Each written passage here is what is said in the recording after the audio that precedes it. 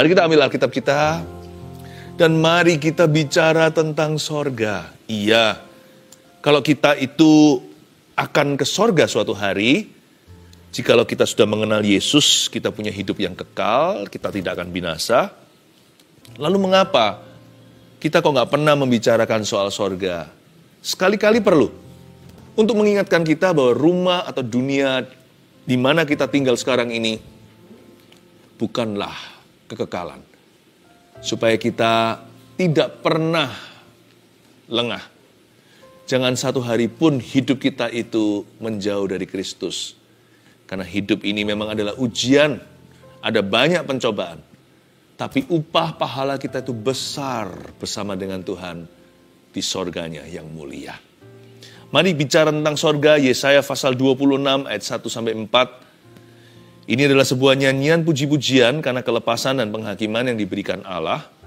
Tapi di dalamnya tersirat sedikit preview. Sorga itu seperti apa sih?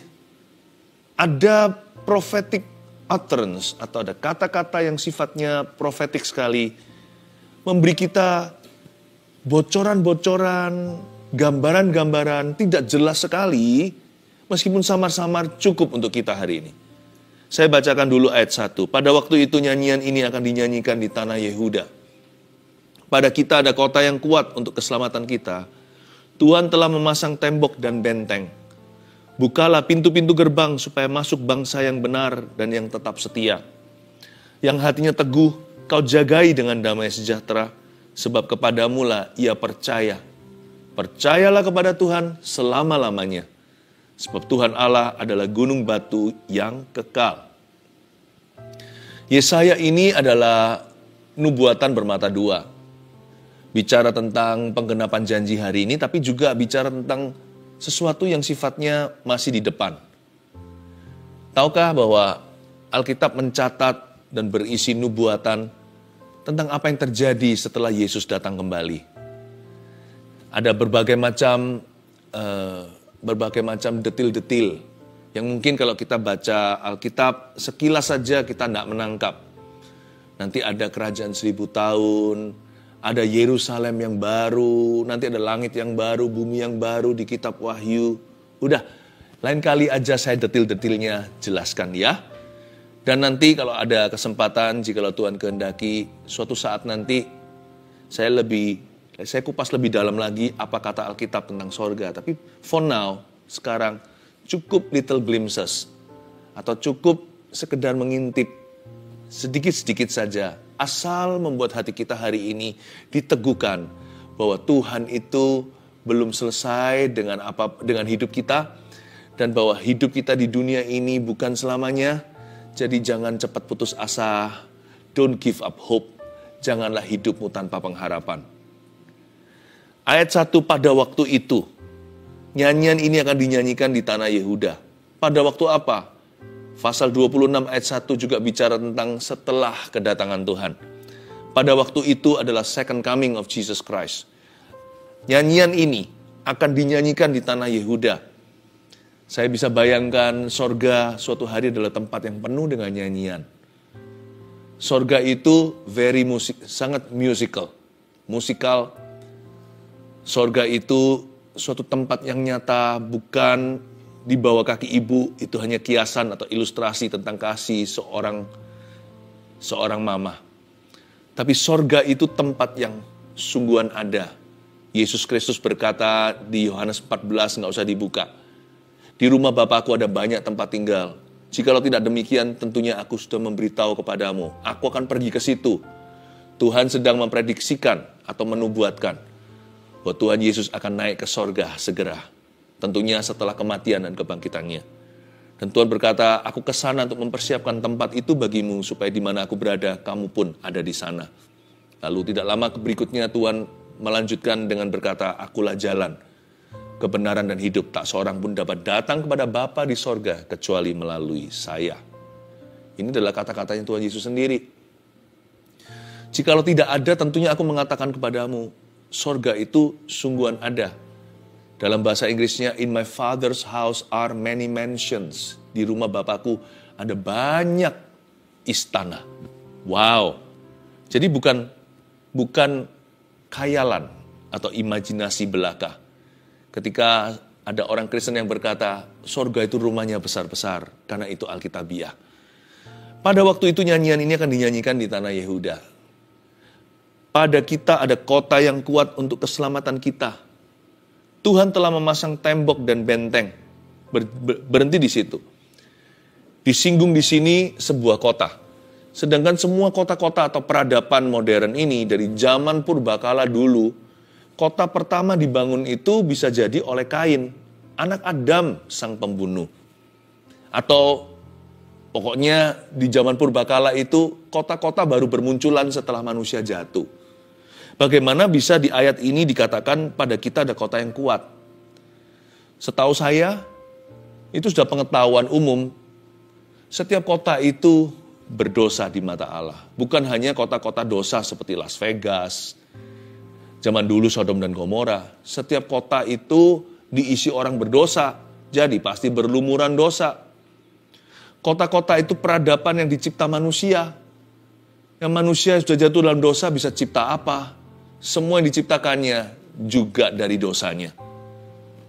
Jadi ini bukan kota di bumi. Ini menunjuk kepada Yerusalem baru suatu hari nanti. Dan tentunya ini juga nubuatan tentang sorga suatu hari kelak. Pada kita ada kota yang kuat untuk keselamatan kita. Berarti kota ini adalah untuk orang-orang yang sudah diselamatkan oleh darah Yesus. Mana lagi kalau bukan sorganya yang baka. Pada kita ada kota yang kuat untuk keselamatan kita. Tuhan telah memasang tembok dan benteng. Di kota itu nggak ada pencuri, nggak ada perampok, tidak ada perjinahan, tidak ada dosa lagi. Tuhan memasang tembok terhadap iblis, benteng terhadap dosa. Kota yang amannya 100%, tidak ada pencuri, pikiran jahat pun tiada. Kata sumpah serapah, semua sudah dijauhkan dari lidah bibir penduduknya. Ini bukan kota sembarangan, ini bukan kota peradaban di bumi, ini adalah kota peradaban di dalam sorga. Kalau kita baca di Alkitab, waktu Menara Babel mau dibangun itu kan mereka sok-sokan. Wah, di tanah Sinear itu mereka hendak menciptakan sesuatu yang menyaingi Tuhan. Manusia dalam keangkuhan berkata, I don't need you. Seperti menuding ke sorga dan berkata, sudah cukup, kami tidak membutuhkan engkau, ya Tuhan. Tetapi dalam kekuatan mereka, semuanya berujung kehancuran. Kayaknya yang bisa bangun kota sungguhan itu yang sempurna hanyalah Tuhan. Jikalau bukan Tuhan yang mengawal kota, sia-sialah kita menjaganya. Mazmur 127 berkata dengan jelas, jikalau bukan Tuhan yang membangun rumah, sia-sialah kita membangunnya. Pada kita di sini siapa? Orang yang sudah diselamatkan. Pada kita ada kota yang kuat untuk keselamatan kita, bahkan gereja aja tidak sempurna. Sebab di dalam gereja tetap ada orang yang pura-pura.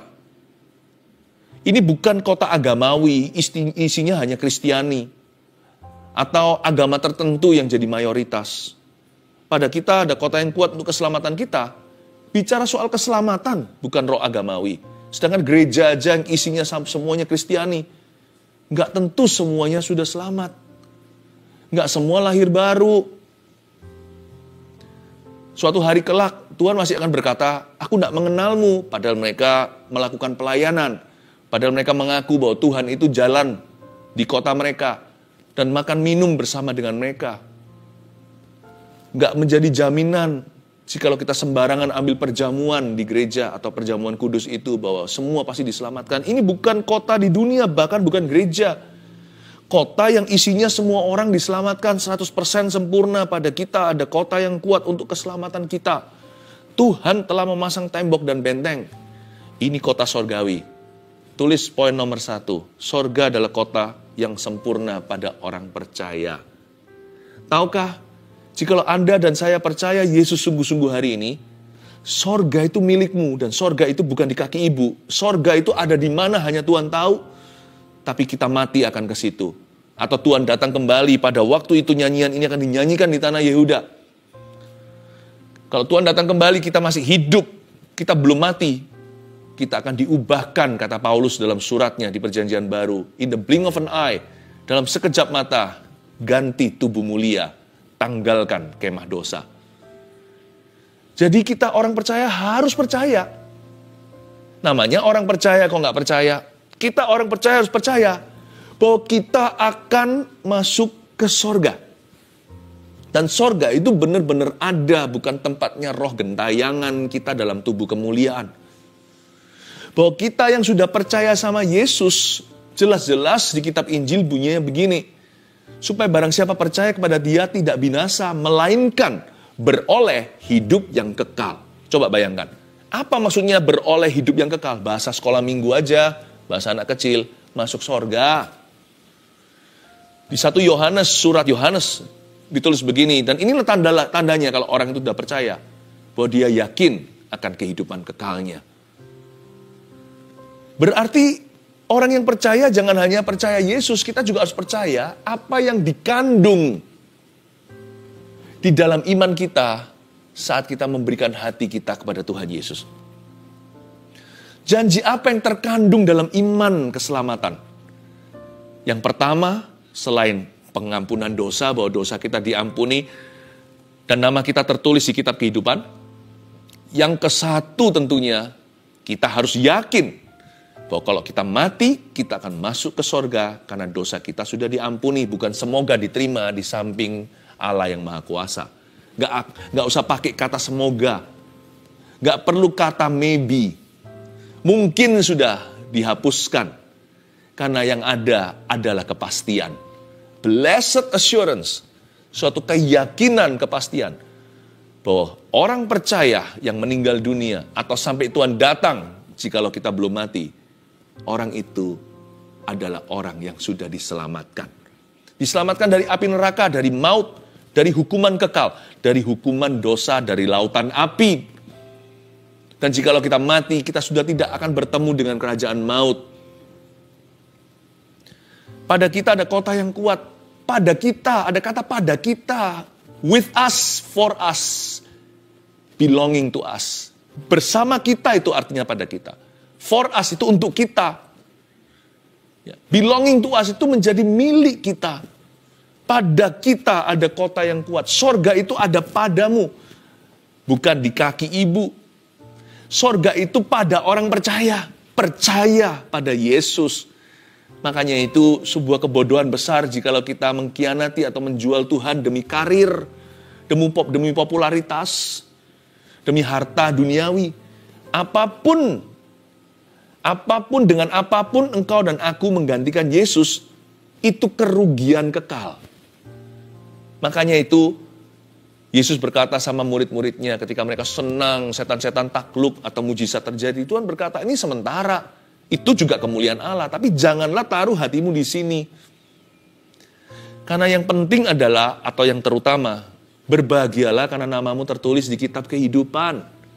Itu ya berkat yang tak terhingga, gak bisa dibeli dengan uang. Emas, perak, permata, tiada harganya. Dibandingkan keselamatan jiwa kita, itu mujizat terbesar. Sorga adalah kota yang sempurna pada orang percaya. Saya suka membayangkan sorga dengan kota-kota yang ada di dunia atau kota-kota kenamaan. Tentunya bagaimanapun kita bandingkan sorga dengan kota manapun. Karena seperti yang saya katakan tadi, kota di dunia ini gak ada yang sempurna. Semua itu baru bermunculan setelah manusia jatuh dalam dosa. Mau dibandingkan sama kota manapun juga lesu, pucat dibandingkan dengan sorga yang beneran. Apapun gambaran kita nggak akan bisa mendekati aslinya. Karena Alkitab tidak menjelaskan secara terperinci sorga itu seperti apa. Tidak sejelas-jelasnya, samar-samar saja. Mungkin karena pikiran kita nggak mungkin bisa menangkapnya. Kalau semua pewahyuan tentang sorga dibuat jelas, jebol ini otak kita. Karena kita nggak bisa bayangkan. Apapun yang di sana itu tiada bandingan. Apapun yang di sini nggak ada satupun yang menyerupai. Tapi saya suka membandingkan just for fun. Ini bahasa saya ya, maklumi semua kekurangan. Saya bayangkan sorga itu amannya seperti Swiss. Romantisnya seperti Paris. Bersihnya itu kayak Osaka, Jepang sana. Indah alamnya, aduhai, seperti Kanada. Tapi semua yang saya sebutkan tadi, bahkan lebih dari itu semuanya pucat lesu dibandingkan sesungguhnya. Kalau saya bisa bayangkan gitu, saya nggak terlalu keberatan sih kalau rumah saya nggak terlalu bagus di dunia ini. Mobil saya nggak seberapa. Harta benda bukan gimana.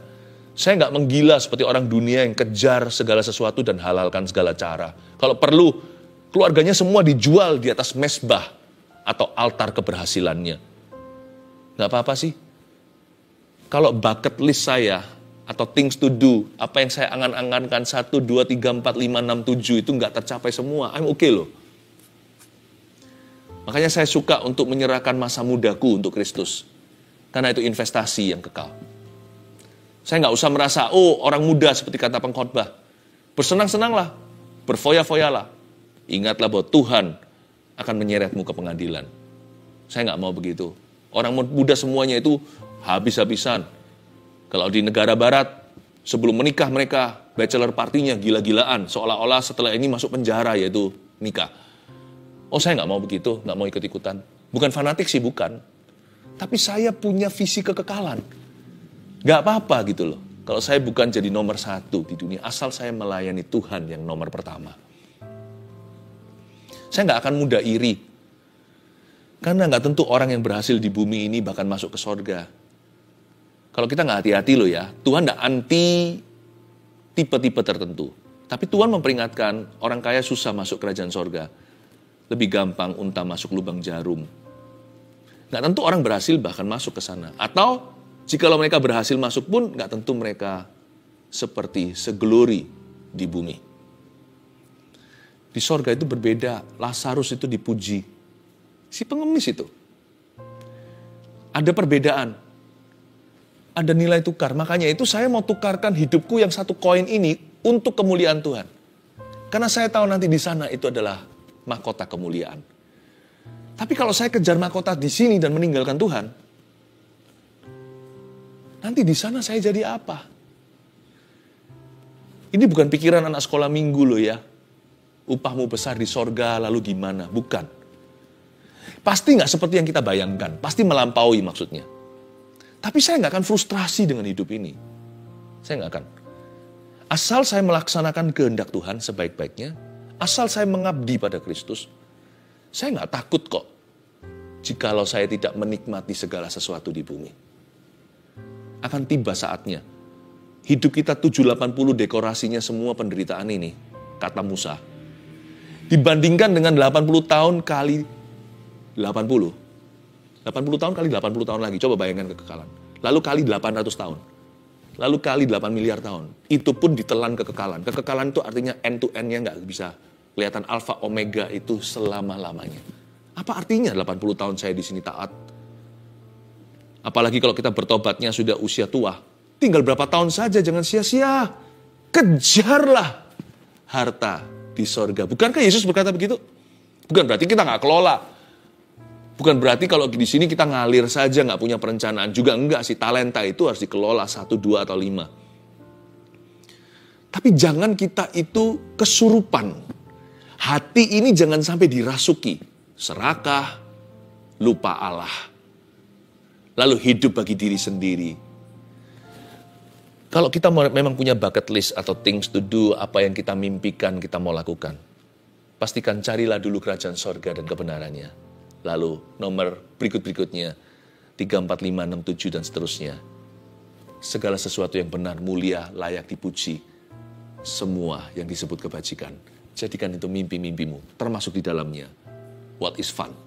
Apa yang nyaman, apa yang bisa kau nikmati bersama dengan orang-orang yang kau cintai. Sorga adalah kota yang sempurna pada orang yang percaya. Dan kita akan ke sana. Kita akan ke sana. Jadi gimana? Apa tugas kita? Ayat 2. Bukalah pintu-pintu gerbang. Buka pintu gerbang. Supaya masuk bangsa yang benar. Dan yang tetap setia. Jadi tugas kita adalah membuka pintu kepada kebenaran. Dan tetap setia. Karena buka pintu gerbang sini adalah supaya masuk bangsa yang benar. Nomor 2, tugas kita adalah tetap setia sampai mati pada kebenaran. Sampai akhir ku menutup mata, ku tetap setia. Itu yang Tuhan kehendaki. Kalau setia sama Tuhan tuh jangan setengah jalan. Tuhan gak suka telur setengah matang.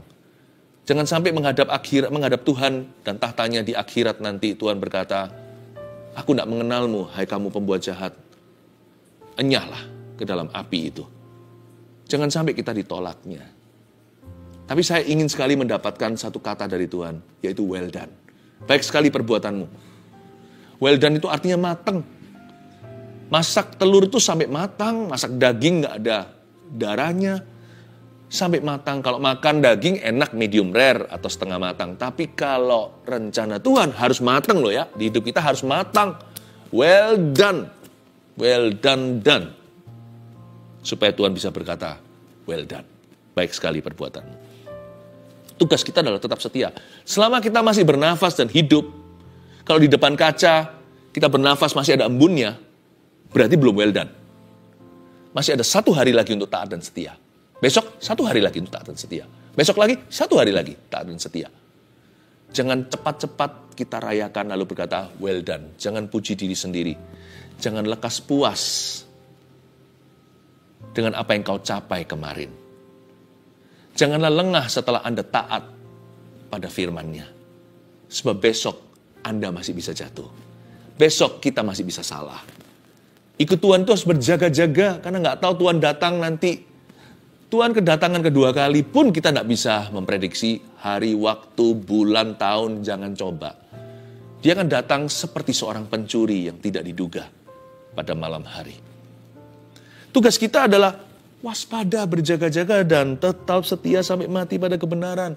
Kita diselamatkan hanya sekali, yaitu kita dibenarkan karena iman. Kita mendapat status righteous, atau orang kudus ketika kita lahir baru. Tetapi setelah itu tugas kita adalah mengerjakan keselamatan yang kita sudah terima. To be made righteous is one time in life. Untuk dijadikan benar oleh Tuhan itu hanya sekali. Tetapi setelah itu, you must keep the righteousness. Kita harus menjaga kekudusan Allah. Kita harus menjaganya dalam ketaatan dan roh kesetiaan. Tugas kita adalah tetap setia sampai mati pada kebenaran. Ikut Yesus itu long haul. Ikut Tuhan itu nggak pernah pakai transitan. Jangan transit kemana-mana. Ikut Tuhan itu stick to the plan. Ya, ikut Tuhan itu seperti kita itu naik pesawat yang perjalanannya panjang, nggak transit di mana-mana, antar benua. 20 jam kemudian baru tiba. Tibanya di seberang sana. Keluarga saat teduh yang saya kasih, kalau ketika kita menerima Yesus sebagai Tuhan dan Juru Selamat kita, siap-siaplah berlayar seumur hidup dengan Dia. Jangan terima Dia setengah-setengah atau wait and see lagi. Sama Tuhan tuh harus cinta mati, karena Tuhan sudah mati untuk kita. Jadi kalau saya bilang saya terima Yesus, saya jadikan Yesus Tuhan dan Juru Selamat saya, itu adalah lifetime plan. Itu adalah rencana seumur hidup.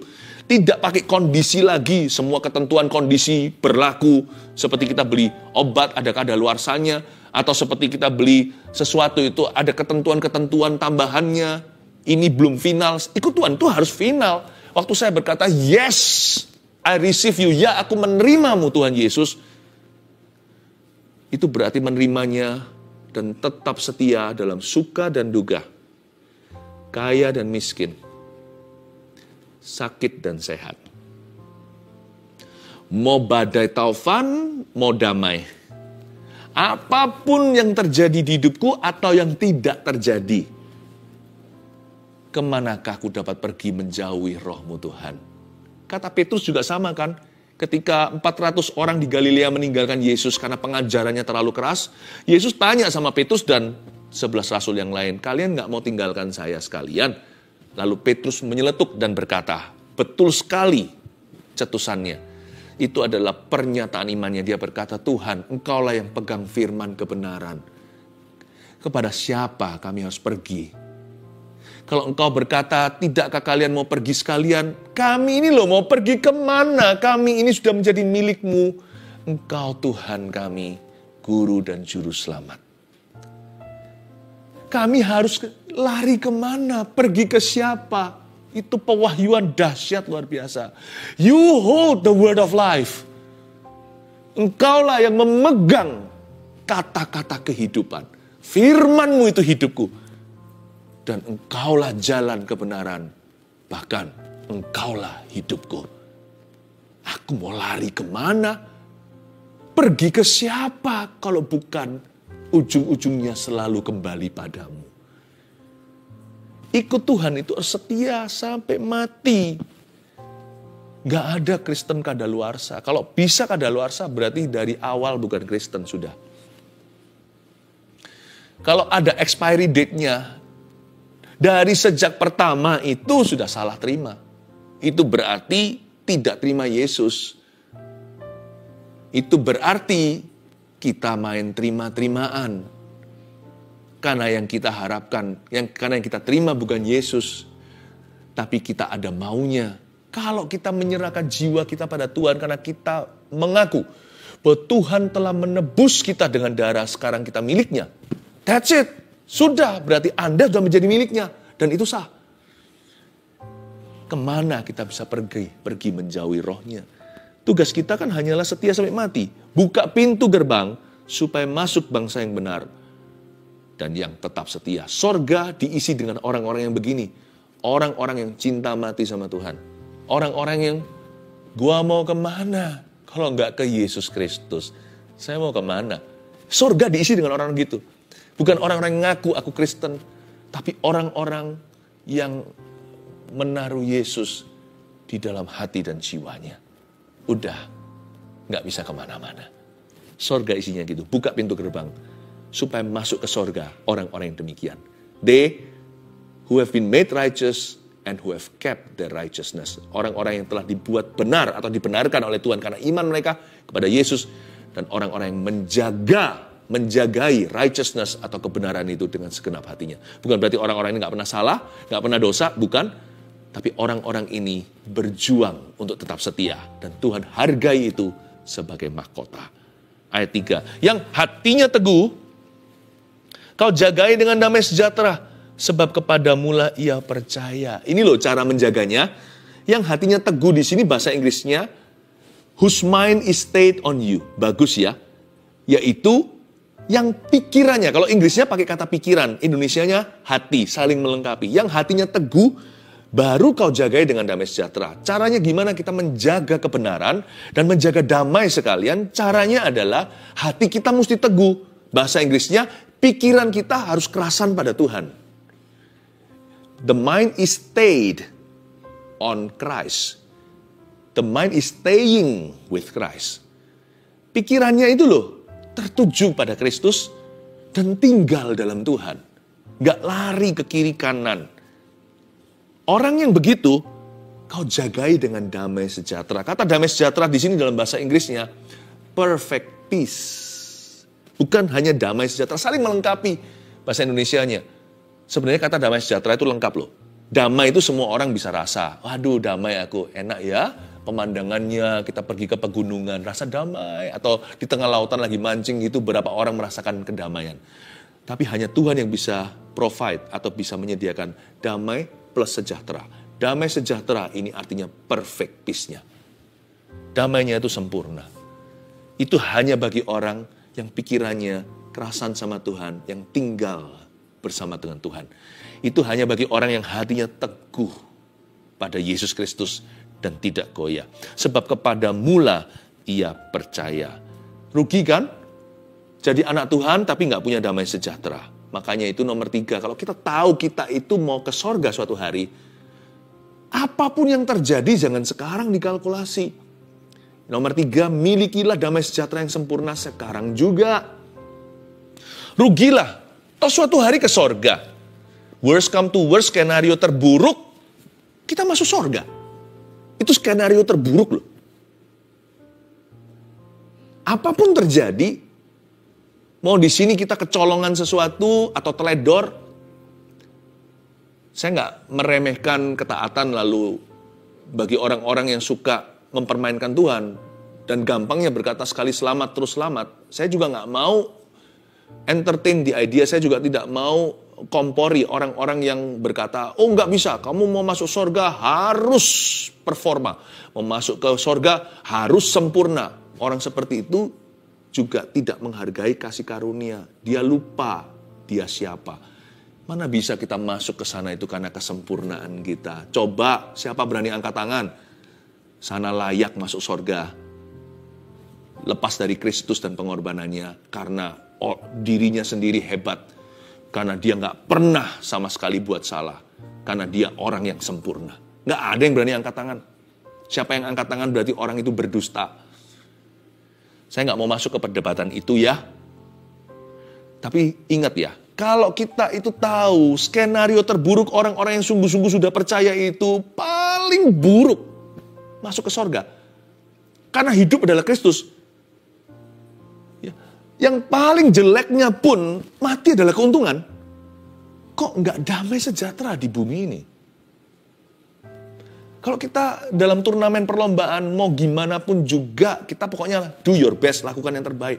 Kita mau tendangnya salah, mau lempar bolanya nggak pas, kalau ujungnya pasti menang, kan mainnya tenang. Yang paling konyol adalah orang Kristen yang tidak damai hatinya. Damai itu nggak tergantung keadaan, karena yang hatinya teguh kau jagai dengan damai sejahtera. Berarti damai sejahtera nggak terletak pada materi, keadaan, situasi, kondisi. Damai itu di hati. Makanya milikilah damai sejahtera yang sempurna sekarang juga di mana? Di hatimu. Kalau nggak tertipu ya, orang mati ditulis apa? RIP, RIP, rest in peace.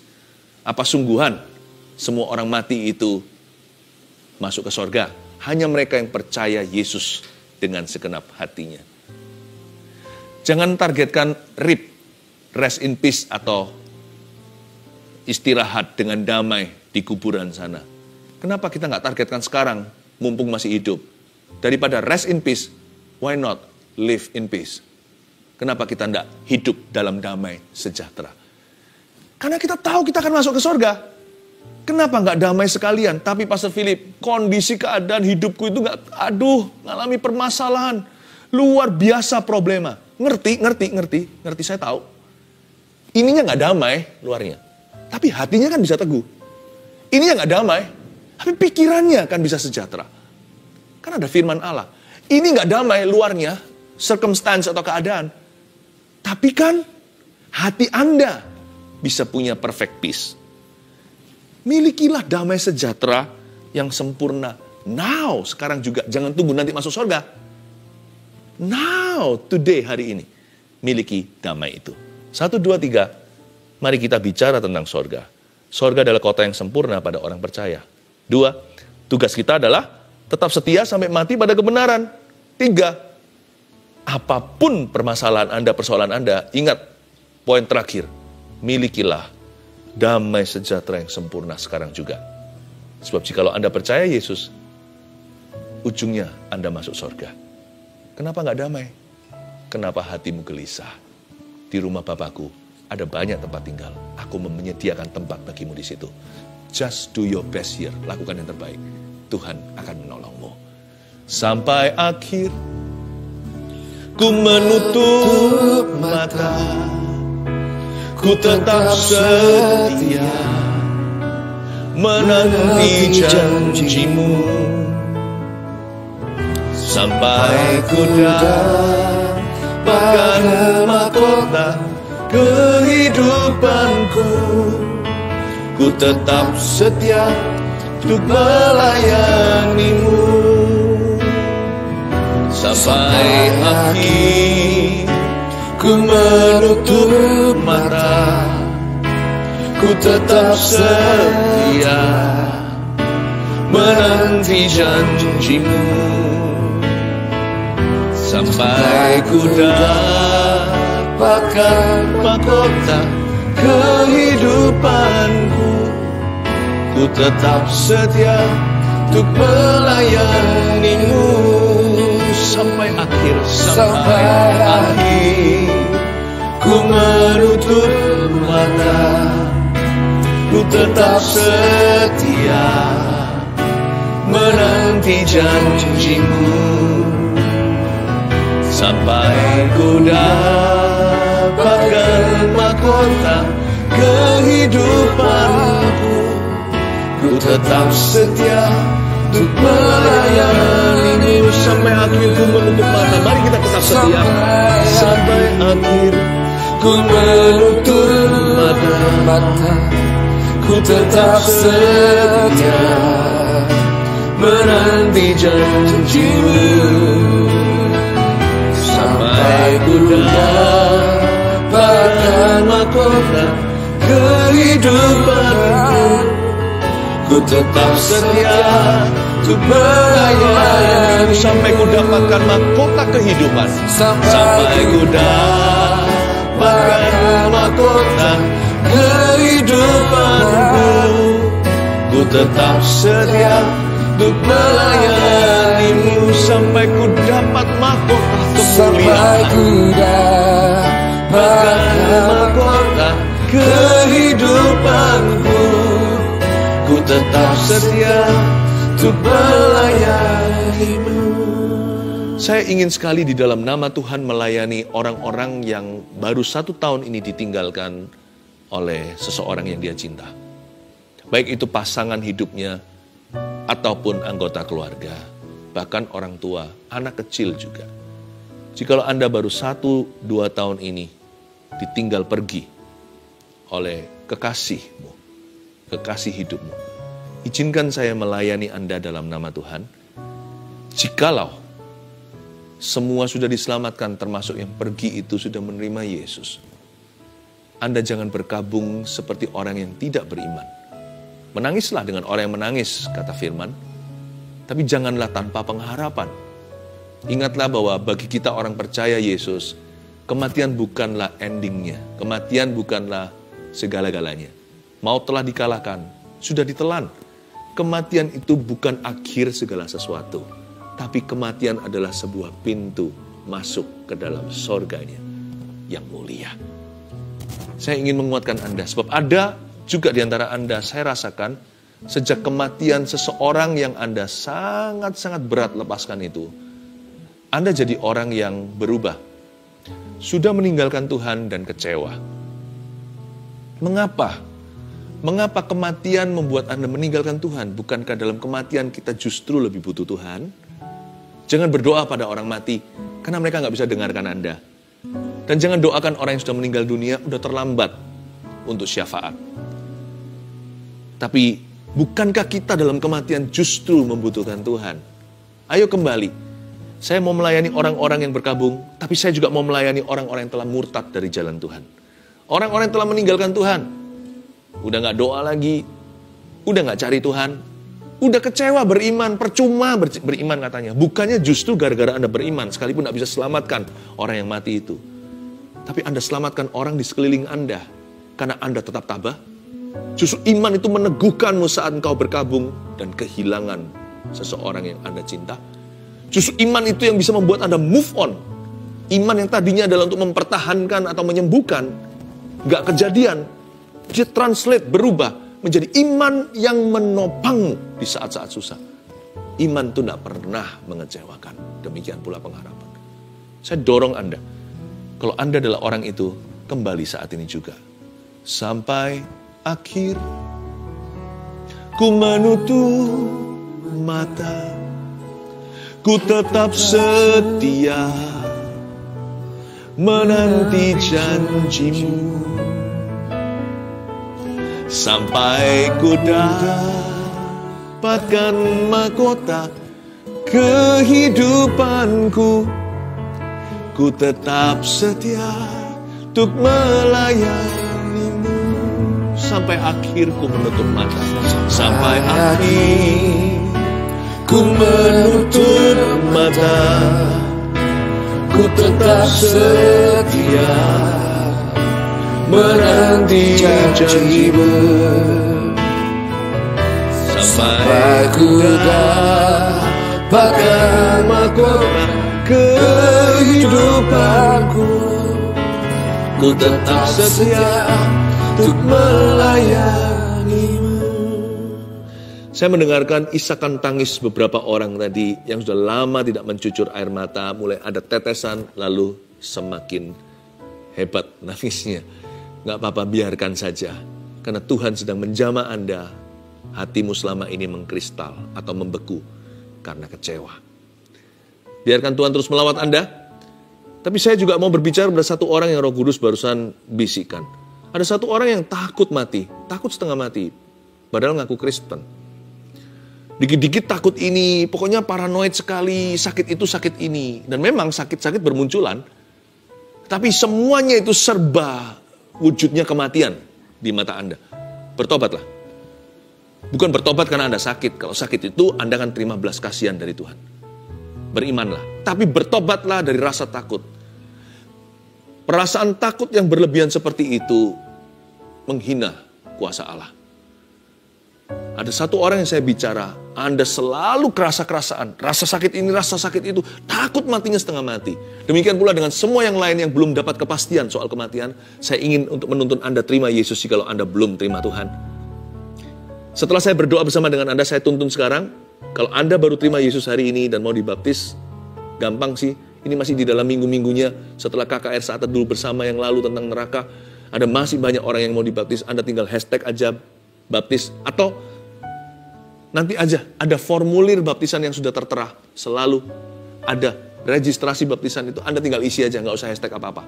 Isi aja itu langsung akan dihubungi, dan Anda akan tahu di mana Anda bisa dibimbing selanjutnya. Mari kita semuanya letakkan tangan di dada kita. Kalau Anda belum yakin mati masuk mana, ini waktunya terima Tuhan, ya kan? Letakkan tangan di dada, ikuti saya berdoa. Tuhan Yesus, saya orang berdosa, tapi hari ini saya mengakui, saya butuh Tuhan. Ampuni aku, basuh aku dengan darah-Mu.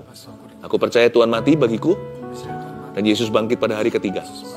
Masuklah dalam hatiku, aku jadi milik-Mu. Mulai hari ini, saya tidak ragu lagi. Saya tahu kalau saya mati, atau Tuhan datang kembali, saya masuk mana.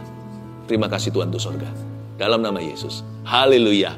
Amin. Sampai akhir, ku menutup mata, ku tetap setia menanti janji-Mu. Terimalah sejahtera sampai ku dapatkan mahkota kehidupanku.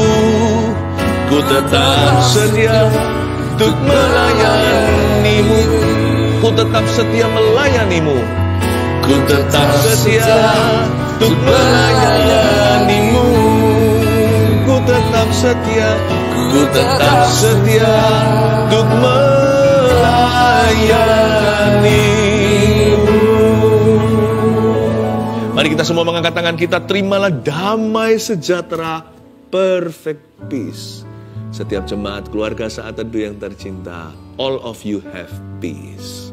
Termasuk yang gak bisa tidur, perlu pil tidur dan penenang, please have peace. Anda tidak akan butuh itu semuanya. Terimalah berkat Allah Bapa, Putra, Roh Kudus menyertai-Mu. Di dalam nama Yesus Kristus sampai Maranatha. Haleluya. Amin.